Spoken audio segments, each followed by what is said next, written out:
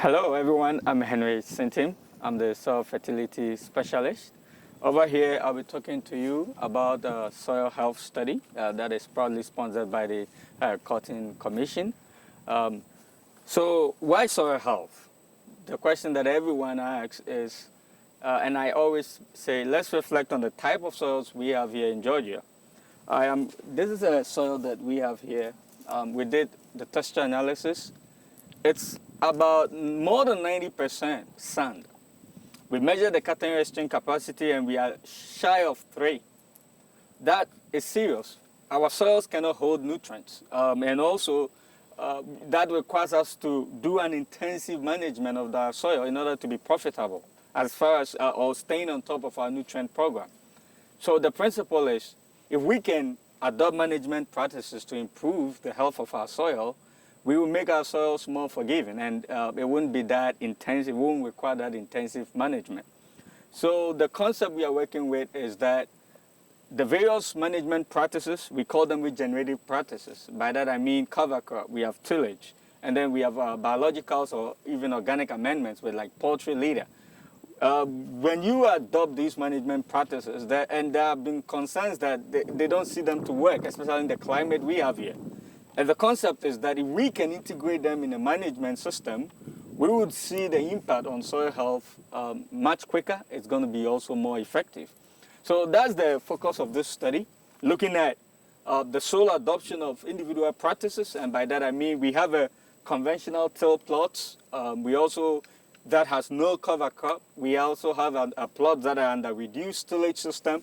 The goal is to do reduced tillage for about 3 years and then switch to a no-till system.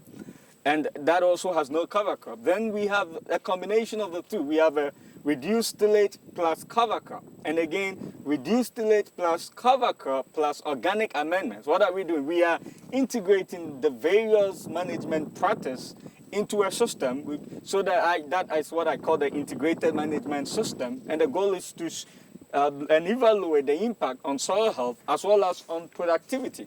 This is the first year of the study. Again, for soil health study, we don't really see much impact, but within the first year. But what we can tell is that our soils here aren't in the best shape as far as soil health is at stake. So we are going to be doing intensive soil health assessment, our goal is to do that next spring. The reason is if right after harvest you have a lot of disturbance on the soil, it doesn't reflect the inherent status of the soil.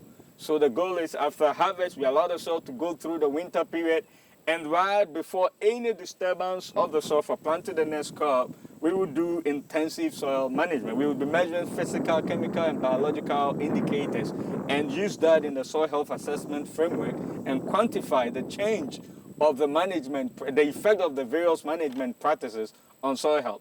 This is a cotton study, but we want to have a continuous data. Every year we want to see the impact on cotton.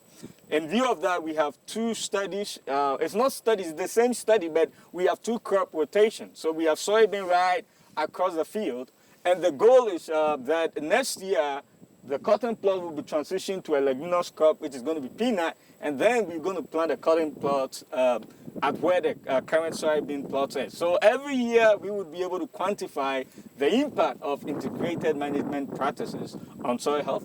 As data becomes available, as I mentioned, this is the first year. As data becomes available, we're going to share it on various platforms to you all. So I'm excited about what we are seeing. The plots overall looks good, and even within the first year, we are seeing some from the standpoint of biologicals. We are seeing the impact of amendments, soil amendments. So overall, I'm excited, and as the data becomes available, I'll share with you. And that's all I have for now. Thank you.